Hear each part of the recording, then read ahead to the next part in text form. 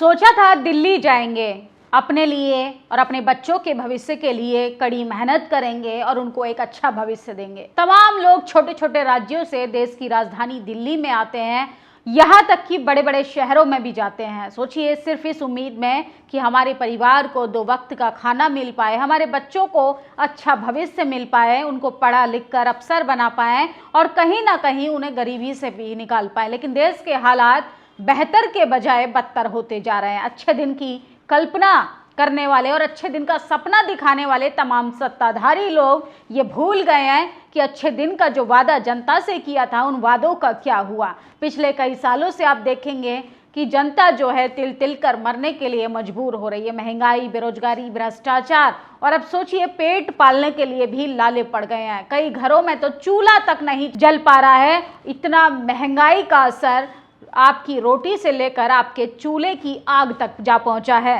सोचिए, एक video BBC ने किया है, उस वीडियो को जब आप देखेंगे आपकी आंखों से आंसू झलकने लगेंगे। सबसे ज्यादा दर्दनाक होती है गरीबी। सोचिए, गरीबी इतनी बेबस कर देती है, लाचार कर देती है कि जिस उम्मीद में लोग शहर आते हैं, शहरों को छोड़ने के लिए वो तैयार हो जाते हैं। या ये कहें कि जैसे ही किसी चीज का महंगाई हो, बेरोजगारी हो, सीधा सीधा असर सबसे पहले मिडिल क्लास, गरीब वर्ग, उन तमाम लोगों पर पड़ता है जो अपना पेट पालने के लिए जो मेहनत करते हैं, जो रोज कमाने खाने वाले हैं, लेकिन कोई सुनने कहने वाला नहीं। इन खबरों को दिखाने के लिए चैनलों को भी बंद कर दिया जाता है। सोचिए, रोना आ रहा है। बड़ी उम्मीदों से दिल्ली आए थे, कुछ कमाई हो जाएगी। मेरे पति की कमाई 550 रुपए है और गैस 500 रुपए किलो मिल रही है। दिल्ली छोड़कर जाना पड़ रहा है। सोचिए, कांग्रेस ने अपने ट्विटर हैंडल पर यह वीडियो शेयर किया है और सवाल पूछा है सिर्फ कि ये जनता जिनको वोट देती है, क्या वो आकर इनकी तकलीफें सुनेंगे? जो इनकी हालात है, क्या उन हालातों में सुधार होगा? सुप्रिया श्रीनेत ने इसी वीडियो को शेयर करते हुए एक सवाल पूछा है केंद्र सरकार से, वर्तमान प्रधानमंत्री जी से,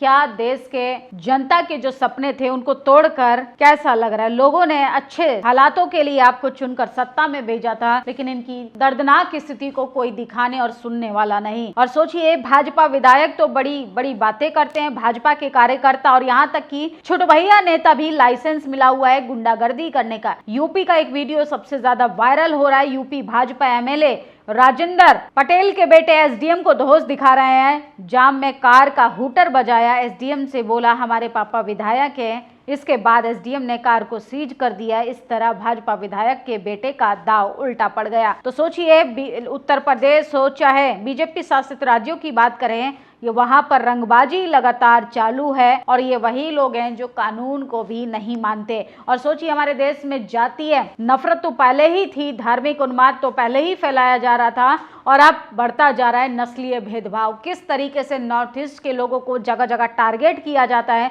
देश की राजधानी का वो वीडियो आ दे, किस तरीके से फ्लैट में रह रही लड़कियों को अपमानित किया जाता है और किस तरीके से अब चिंकी मोमो कहकर उनको लगातार उनकी इंसल्ट की जाती है। सोशल मीडिया पर पटना रेलवे स्टेशन का ये वीडियो सबसे ज्यादा वायरल हो रहा है। गाइडलाइन की वजह से हम आपको वीडियो नहीं सुना सकते, स्क्रीनशॉट से आप काम चलाइए। सोचिए, हमारे ही देश के नागरिक, हमारे ही देश के लोगों के द्वारा प्रताड़ित हो रहे हैं और हम देश को प्रगति की तरफ ले जाना चाहते हैं। हम देश को विकसित भारत बनाना चाहते हैं, हम देश को विश्व गुरु बनाना चाहते हैं और हम भूल जाते हैं कि हमारे जो पड़ोसी राज्य, हमारी जो 7 सिस्टर स्टेट जिनको कहा जाता है, अगर वो हमारे सामने आते हैं तो हम उनके नैन नक्श पर चुटकुले छोड़ते हैं, हम उनके नैन नक्श का मजाक बनाते हैं, उनके रहन सहन, खान पान। अरे, विविधताओं का देश है, यहाँ पर जगह जगह पर पानी बदलता है, भाषा बदलता है, संस्कृति बदलती है और लोग किस तरीके से एक दूसरे को अपमानित करते हैं, इस पर भी हमें सोचने की जरूरत है कि आखिर हम किस देश में रह रहे हैं और कैसे देश को बनाना चाहते हैं। खरात बाबा ने जिन महिलाओं के साथ गलत किया वो सभी हिंदू थी, फिर भी किसी हिंदू संगठन का खून नहीं खौला। ये जूही सिंह ने सवाल पूछा है, हम सवाल उनका आप तक पहुंचा रहे हैं। सोचिए, खरात लगातार 58 से ज्यादा महिलाओं का एमएमएस बनाने वाला एस्ट्रोलॉजर बाबा किस तरीके से महिलाओं का यौन शोषण करता था और इस पर तमाम टीवी चैनल के पत्रकार खामोश है। गलती से अगर वो बाबा मुसलमान होता, गलती से बाबा का नाम कुछ और अल्फाज से होता, तो सोचिए इस देश में डिबेट हो रही होती। कई कई दिनों तक बड़ी बड़ी हेडलाइंस के साथ लोगों को मुर्गों की तरह लड़वाया जाता, क्योंकि इस देश की मीडिया को अच्छे से पता है कि कि कौन सा मुद्दा भुनाना है और कौन सा मुद्दा छुपाना है। हमारे गृह मंत्री जी असम चुनाव में भाषण दे रहे हैं और कह रहे हैं कि ट्राइबल्स परिवार को गाय और भैंस देने का काम करेगी हमारी सरकार। पिछले 10 सालों से आपकी सरकार थी तो असम को कितना प्रगति की तरफ लेकर गए, इसका एक बार सवाल जरूर होना चाहिए अमित शाह जी से भी और वर्तमान सरकार से भी। लक्ष्मण यादव कह रहे हैं ये अच्छा तो ये सब चल रहा है, जनता के एजुकेशन पर काम करना चाहिए था। सिलेंडर की महंगाई से, एलपीजी क्राइसिस की वजह से जनता परेशान है, पलायन करने के लिए मजबूर हो गई है। किताबों पर टैक्स लगा दिया गया है, अनाज 5 किलो अनाज देकर 80 करोड़ लोगों को इस तरीके से गरीबी में धकेला जा रहा है। और देश के गृह मंत्री क्या कह रहे हैं असम के चुनाव में कि आपको गाय और भैंस फ्री में दी जाएगी, हमारी सरकार देने का काम करेगी। अरे आप फ्री में स्वास्थ्य की व्यवस्था कीजिए, फ्री में अस्पतालों को ठीक कीजिए, फ्री में स्कूलों की शिक्षा पर काम कीजिए, फ्री में ट्रांसपोर्ट पर काम कीजिए, ताकि आपके आने वाली जनरेशन विज्ञान तकनीक पर काम करे और इस देश को तरक्की की तरफ लेकर जाए। लेकिन क्या करें, जब जब वोट आता है धर्म के नाम पर, जात के नाम पर, लिंग के आधार पर, नस्ली आधार पर तमाम सेंटिमेंट्स जो वर्ड्स बोले जाते हैं वो सबसे ज़्यादा चुनाव के दौरान बोले जाते हैं और जनता फिर से लगातार बेबस और लाचार हो जाती है। तो ये देश के हालात हो गए हैं कि जब जब चुनाव आता है तो देखिए किस तरीके से जनता की भावनाओं के साथ खिलवाड़ किया जाता है। और प्रयागराज के प्रसिद्ध न्यूरो सर्जन है कार्तिकेय शर्मा, 24 वर्षीय बीए की छात्रा से छेड़खानी व बैड टच का आरोप लगाया है। छात्रा का कहना है कि डॉक्टर ने रात में जबरदस्ती उसके कपड़े उतरवाए, गंदी नीयत से छुआ और शरीर के अंगों को दबाया। छात्रा की शिकायत पर सिविल लाइन पुलिस में